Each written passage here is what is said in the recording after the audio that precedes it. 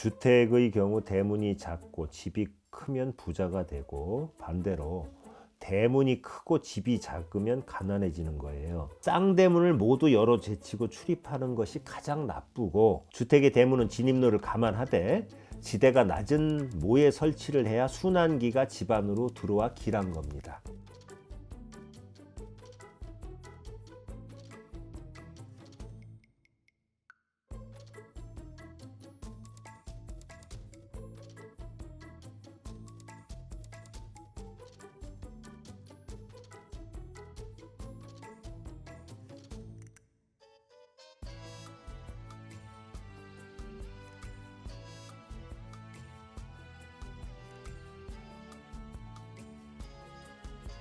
안녕하세요.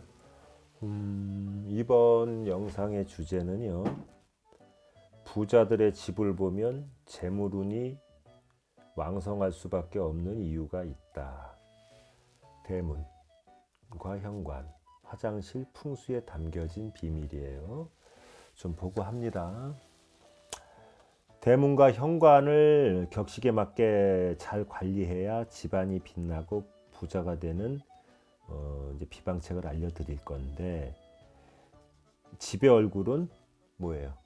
대문하고 현관이죠. 아무리 신뢰가 잘 돼 있어도 거기가 어수선하면은 첫인상이 나쁘잖아요. 주택의 경우 대문이 작고 집이 크면 부자가 되고, 반대로 대문이 크고 집이 작으면 가난해지는 거예요. 대문은 작을수록 재물운이 좋습니다. 그러니까 들어가는 통로인 대문은 작고 집이 커야 되는 거예요. 통로만 이렇게 크고 집이 이렇게 쭈그러들고 작으면 반대로 나쁜 거고요. 대문은 대문의 실제 크기가 아니라 대문을 열고 닫을 때 안과 밖으로 소통하는 바람이 어느 정도인가를 따지는 거예요. 그 바람의 그 양이 있잖아요. 이 소통하는. 큰 대문도 사람이 출입할 때 열린 공간이 작고 시간이 짧으면 대문이 작다고 하고, 작은 문도 열린 공간이 넓고 시간이 길면 큰 대문으로 간주하는 겁니다. 그리고 옛날에 그 쌍대문 있잖아요. 쌍대문을 설치한 주택이라면 평상시는 한쪽 문을 걸어 잠그고 다른 문을 이용해 출입하는데, 대문은 작을수록 좋다는 기준으로 본다면 쌍대문을 모두 열어 제치고 출입하는 것이 가장 나쁘고, 한쪽 문만을 이용해 출입하는 것은 중간이에요. 그리고 쪽문을 이용해 출입하면 재물운이 가장 좋습니다. 저기 쌍대문일 때. 그리고 대문의 위치도 지대가 낮은 쪽에 설치를 해야 자연에 순응하고, 지대가 높은 쪽에 설치를 한다면 재물과 담을 쌓는 아주 불행한 결과를 초래하는 거예요. 그리고 땅에도 서열, 계급이 있답니다. 그래서 지대가 높은 산 쪽이 상석이고, 지대가 낮은 내와 강 쪽이 하석입니다. 부잣집 그 한옥을 보면은요, 지대가 낮은 곳에 대문을 두고 위쪽에 개방 공간인 사랑채를 두고요. 그 다음에 대문과 멀리 떨어져 있고 기가 안정된 지대가 높은 곳에 가장 중심인 안방을 놓는 거예요. 주택의 대문은 진입로를 감안하되 지대가 낮은 모에 설치를 해야 순환기가 집 안으로 들어와 길한 겁니다. 그리고 아파트의 이제 경우인데, 아파트의 대문인 현관문은 어떻게 관리를 해야 부자가 되는지 알아보자고요. 1층의 공동 현관문을 뜻하는 게 아니에요. 아파트로 들어가는 내 집 현관문을 말하는 겁니다. 자, 그리고 아파트에서 부자가 되는 그 첫걸음은 무엇보다 현관에 정답이 있어요. 현관문을 닦아주고 먼지를 털어주어야 되고요. 그리고 만약 현관 문고리에, 우리 그런 거 있죠. 우유 시키잖아요.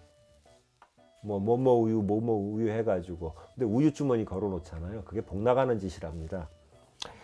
만약 현관 문고리에 우유 주머니를 매달아 놓았다면 절대 그런 개념 없는 행동은 안 하는 게 좋답니다.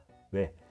어떻게 현관에 옛날식으로 해석한다면은 가문에 밥주머니를 매달아 놓고 그 가문이 빛나기를 바라겠냐 이거예요.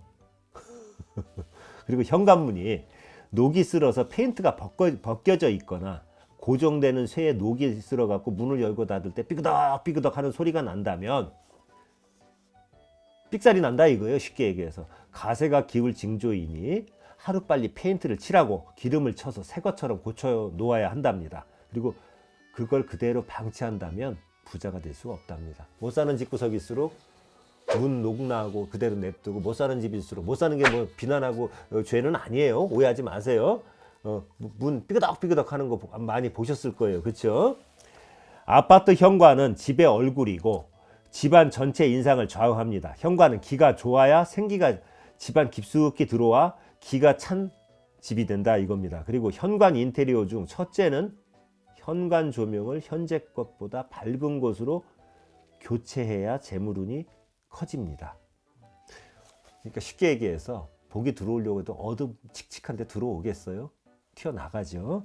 현관이 밝으면 집안이 화목하고 어두우면 불화가 생기기 때문입니다. 집 안으로 들어섰을 때 현관 천장에 부착된 전멸등의 불이 환히 켜지잖아요.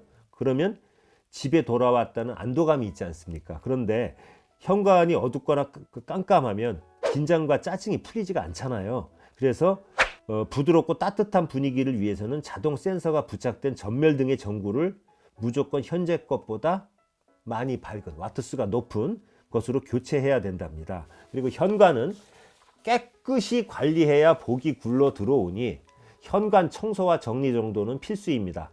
현관에 거는 거울은 작을수록 좋은 거예요.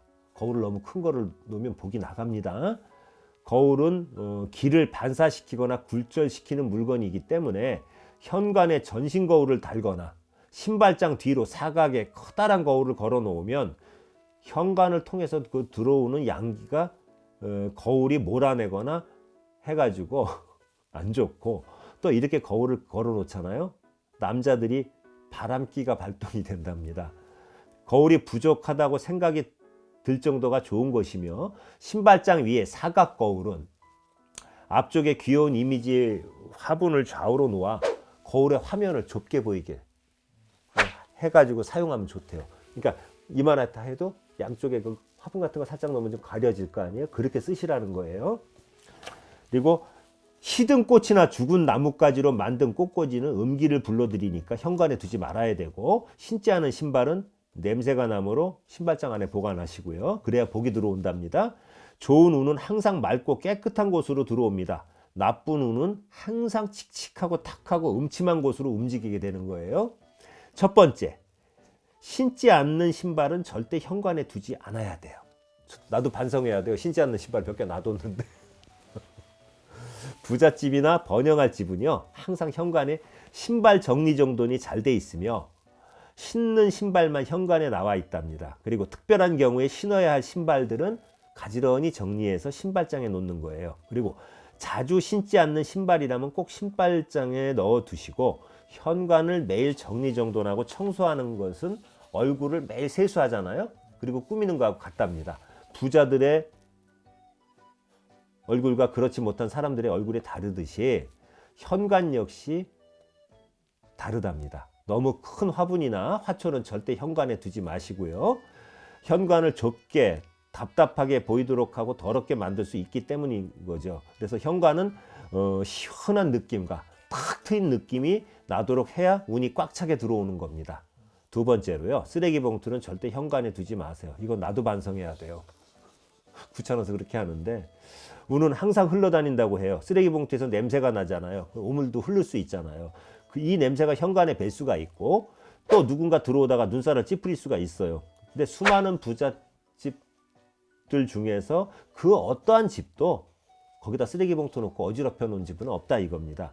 풍수에서는 없다는 사실이 중요합니다. 집의 얼굴과도 같은 현관에 버려야 할 물건, 죽어있는 사의 기운만 가득한 것을 놓아두고서 살아있는 기운, 좋은 기운을 바라고 운이 들어오길 바란다는 것은 잘못된 생각이죠. 그리고 이런 것들은 반드시 집 밖에 내어놓으십시오. 그리고 세 번째, 주술적인 의미나 상징하는 것들을 현관에 두지 마시라는 거예요. 주술이 뭔지 아시죠? 현관을 타인이 보아 또 그 가족들이 보아서 섬뜩한 느낌을 갖게 한다는 그 어떤 그 주술적인 물건이 있다면 그 집이 과연 맑고 깨끗한 기운들이 들어올 수 있을까요? 섬찟한 어떤 그런 거 있지 않습니까? 그런 거 두지 마시라는 거예요. 집안에서 재물운을 상승하게 하고 재물운을 사라지도록 하는 곳은 바로 화장실하고 주방이랍니다. 화장실과 주방 사이는 가까이 있으면 안 되고요. 재물운이 중첩되어 이럴 때는 오히려 기운의 상승을 막아버리기 때문이에요. 왜? 재물운을 관장하는 화장실하고 주방이 겹쳐 있으면 이게 중첩되잖아요. 그럼 어떻게 해야 재물운이 상승할까요? 집안의 화장실은 이렇게 만들어 보세요. 첫째, 무조건 조명은 밝게 하시고요. 물과 불은 상극입니다. 풍수에서는 조화를 강조하고 균형을 강조하잖아요. 그래서 화장실의 조명은 무조건 밝아야 합니다. 그래야 물의 기운을 다스리는 거죠. 화장실의 기운이 너무 강해지면 다른 오행의 기운이 살아날 수가 없어. 이 기운을 조절해 균형을 잡아줄 필요가 있는 거예요. 그게 바로 밝은 조명이다 이겁니다. 화장실의 조명이 다른 곳에 비해 어둡다는 생각이 든다면 등 하나 더 다르시랍니다. 그리고 두 번째, 환풍기는 반드시 고치라는 거예요. 바람, 풍수가 그잖아요. 바람, 물, 풍수. 어느 집이든 화장실과 욕실을 같이 사용하고 있는 게 대부분이잖아요, 요즘은. 근데 분명 화장실에서 방출되고 있는 수기운은 아주 과할 거예요. 그런데 이 수기운이 강하게 뿜어져 나오면 그 가정의 재물운을 막아요. 그렇기 때문에 그 수기운을 뿜어내려면 뭐예요? 환풍이 돼야 되겠죠? 환풍기 청소는 꼭 하십시오. 이것이 바로 가정의 재물운의 변화를 만드는 곳이라 생각하시고 꼭 하세요. 환풍기를 통해서 강한 수의 기운을 방출해야만이 재물운이 상승하는 겁니다. 세 번째로, 악취 제거제는 꼭 나무 향이 나는 곳으로 사용하랍니다. 왜? 가능하면 숲의 향을 느낄 수 있는 곳이 좋답니다. 왜? 자연 그거지 않습니까? 그렇죠? 화장실에 앉으면 자연의 기운을 얻는다 이거예요. 그래서 샤워를 하면서도 자연의 기운을 얻고 목욕을 하면서도 자연의 기운을 얻는다면 건강상으로도 좋겠죠. 그리고 네 번째로 청소 상태입니다. 빈민가의 초라한 건물의 더러운 화장실하고 번화가의 깨끗한 건물, 뭐 예를 들어 할인점, 대형 극장, 백화점 이런 데 화장실을 비교해 보면 우리가 알 수가 있죠. 부자들이 사는 곳, 부자들이 자주 다니는 곳 어디든 화장실은 정말 깨끗합니다. 가난한 사람들이 사는 곳, 가난한 사람들이 머무는 곳, 화장실은 어디든 그렇지 못하고 불결해요. 그렇죠? 화장실이 깨끗하고 너무 좋아서 사람들이 오래 편하게 머물 수 있는 장점이 건물을 살리는 것이에요. 음식점의 음식 맛이 아무리 좋아도 화장실이 더럽다면 안 가지 않습니까? 그렇죠? 이게 바로 부자들이 생각하는 법이에요. 세상의 모든 번영은 깨끗함에서 오며 이 깨끗함을 만드는 근본이 바로 부지런함이에요. 이 깨끗함을 살리는 게 또 풍수 인테리어고요. 다섯 번째, 화장실의 거울과 휴지통은 항상 깨끗하게 하라는 겁니다. 부자들이 다니는 건물의 화장실하고 휴지통은요, 그리고 화장실의 그 휴지통하고 거울은 항상 깨끗하다는 걸 명심하세요. 거울을 매일 닦아보세요. 화장실의 휴지통을 매일 청소를 해보세요. 어느 순간 당신도 부자가 되는 걸 느낄 거예요.